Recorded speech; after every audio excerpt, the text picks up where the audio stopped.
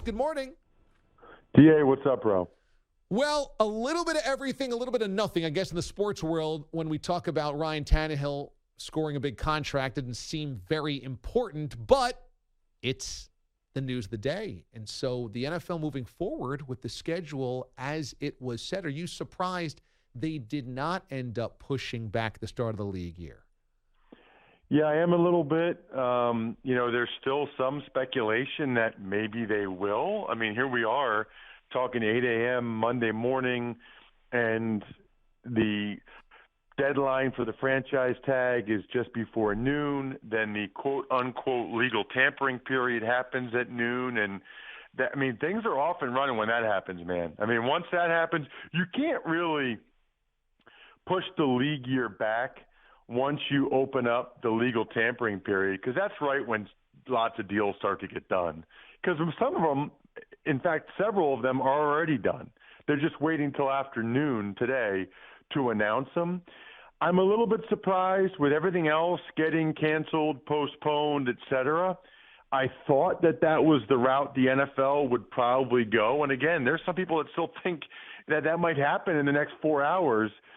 That said, I understand the other argument too, which is that you're really talking about agents working from home, talking to team executives who may or may not be working from home about dollar figures.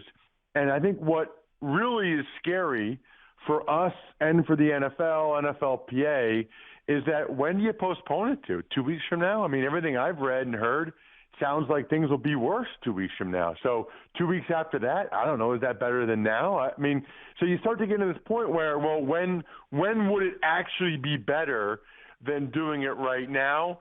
If I were the NFL, I'm not sure which way I would go. I know this much, though. I would sell it as, hey, with everybody, doing everything they can to isolate and to social distance themselves, we feel like they need a diversion. We feel like they need some type of entertainment vehicle to discuss on the DA show. So we're going to carry the day for them.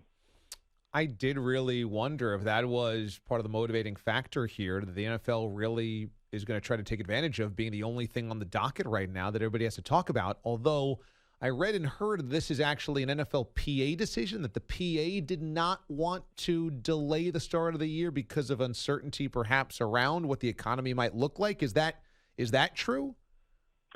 Well, it is true that the NFL and the NFLPA would have to jointly decide to push it back.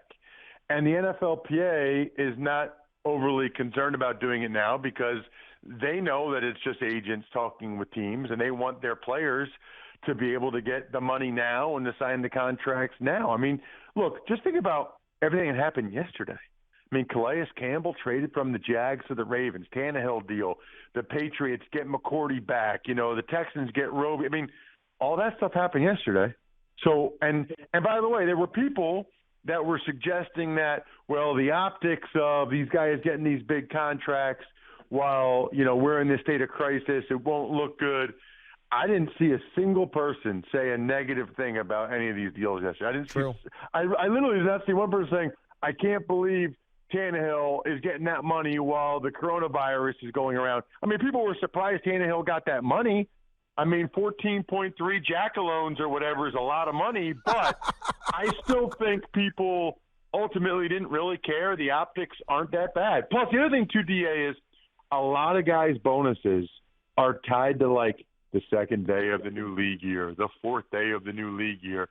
So you push that back like a month, 2 months, I don't think those guys really want to wait to get their money. Ross Tucker joins us, host of the Ross Tucker Football Podcast. What did you think when you saw that the new CBA was ratified by a total of 60 votes, and yet 500 players decided not to vote? None of that surprised me. I guess if anything surprised me, I thought it would pass by a little bit more than that. I think either the agents and or the social media peer pressure got to a bunch of guys. Because here's the reality, DA. Out of those 2,000 guys that voted, I really think there's only a couple hundred, maybe, that you can make an argument that voting no was the right route.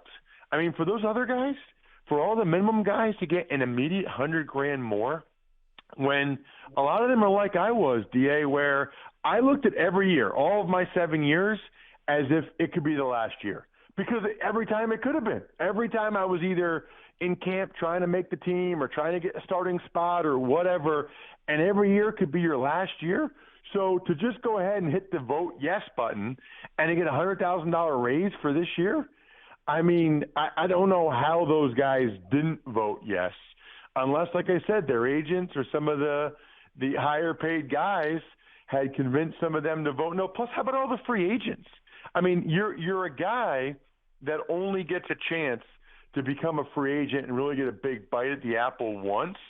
You want to have it be the last year of the old CBA, which would have been, number one, less money, number two, more restrictive with the franchise transition tags, number three, they wouldn't be able to designate guys with the post-June 1st cut, so there'd be even less money in the system.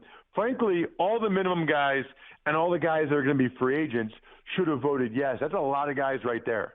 It's an excellent point. I was surprised, though, that something that is this close to every player's reality economically, that 500 guys would not vote when there's only a 60 vote difference one way or the other to get this ratified or not.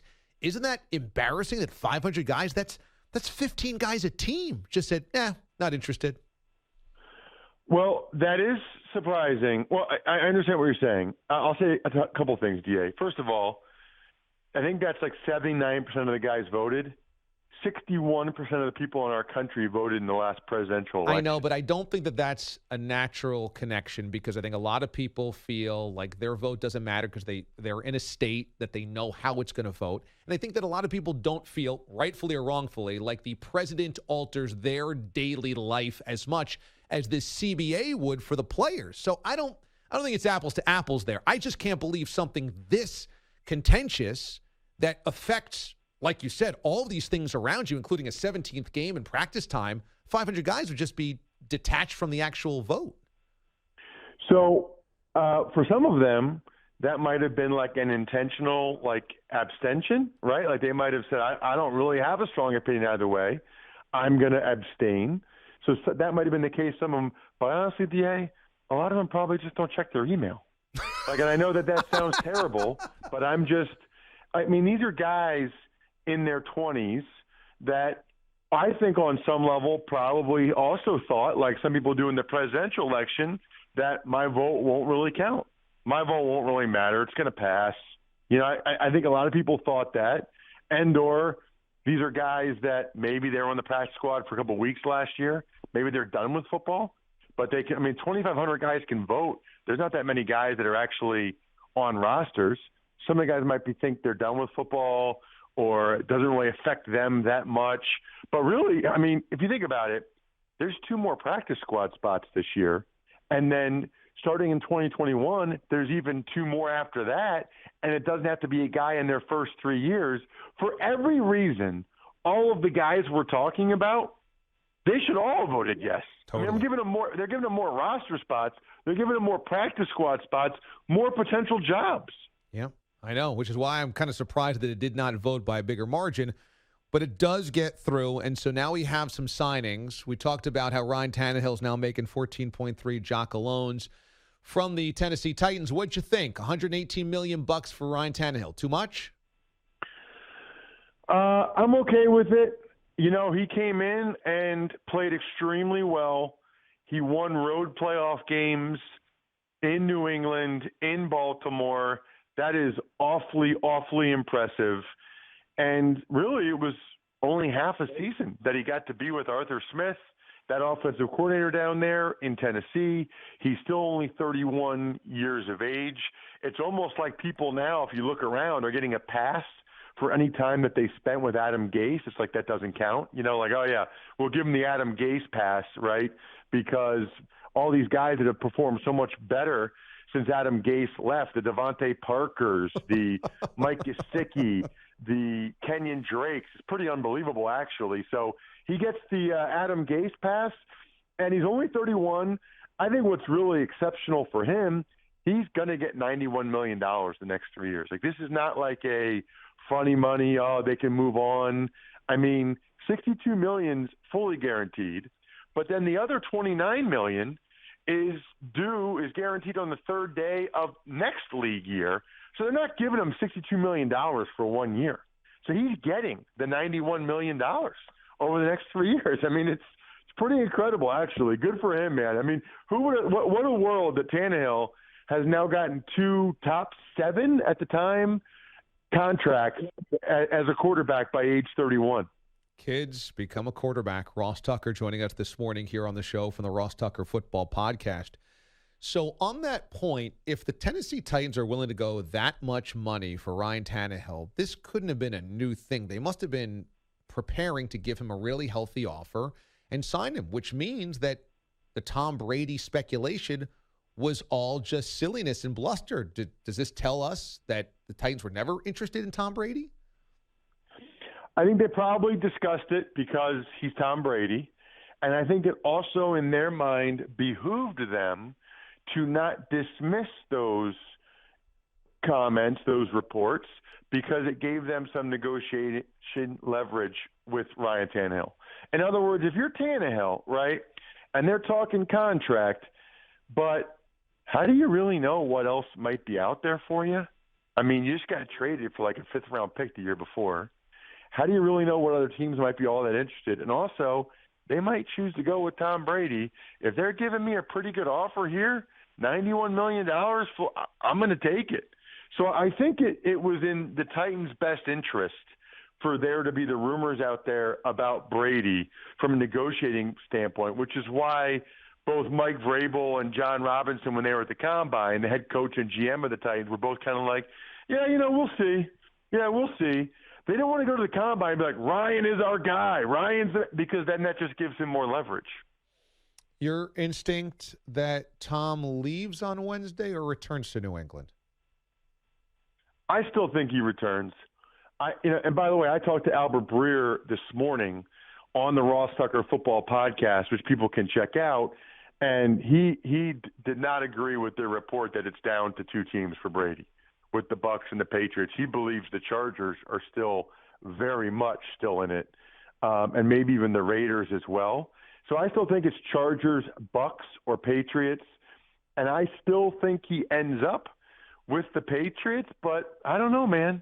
I mean, I said the whole time, DA, we might have talked about this before, but I was there with the Patriots in 05 and 06 till Belichick traded me to Cleveland, and I always thought Brady would end up on another team because he's just so self-determined. Like, he's so stubborn that I felt like at some point he would get to this point where he thought he could still play at a really high level, and Belichick would no longer think that, and it would get to the point where he'd be of greater value to a team like the Chargers and Bucs for various reasons than he would be to the Patriots.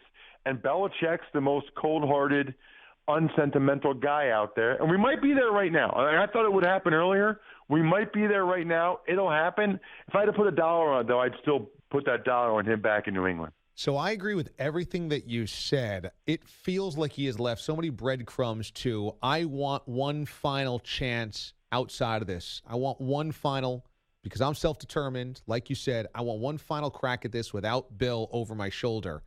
And for all of those reasons, I felt all along like he is preparing to leave. So you use that as the preamble, but you still think he's going to return. Do you say that simply because you don't think there's a lot of interest for him on the open market, or because the comfort of coming back is just going to be too much? I think he can get more money from the Bucs or the Chargers. I think that deep down, he probably has some reservations about learning a new offense. I know he says he wants to have a lot of control, but I don't know. Does he really want to work with Anthony Lynn and this first-time OC out there? Does he really want to work with Arians? I know Arians is an awesome guy. I don't know. I mean, look, he might surprise me. But I think deep down, he probably just wants New England to show him a little bit more respect and a little bit more love that I think he feels like he's earned by either financially or putting a better team around him. Ross Tucker, host of the Ross Tucker Football Podcast, joins us here on the show. And you've got a friend that has a really cool gift idea. You've talked about it on the show before, myfrontpagestory.com. Yeah, it's a buddy of mine who started a business. Basically, he's a writer, and he's got other writers, and you talk to them about your mom for Mother's Day, your wife for your anniversary, whatever. They write the most unbelievable story about them. We absolutely crushed it for Valentine's Day. I think I came on with you, and so many guys ended up getting them for their wives for Valentine's Day. It's just incredibly powerful to be able to say to someone you love, I want to do something unique and special, so I had a story written about you. And it's kind of crazy. I was just thinking, DA, with everything going on, I would imagine there'll be some people that, A, have the time to talk to a reporter about these stories with what's going on right now, but also there's going to be some true heroes that are deserving of these stories over the coming weeks and months. So if you know of anybody, if you think they're deserving of a story, absolutely go to myfrontpagestory.com. It's the best gift idea I've ever seen.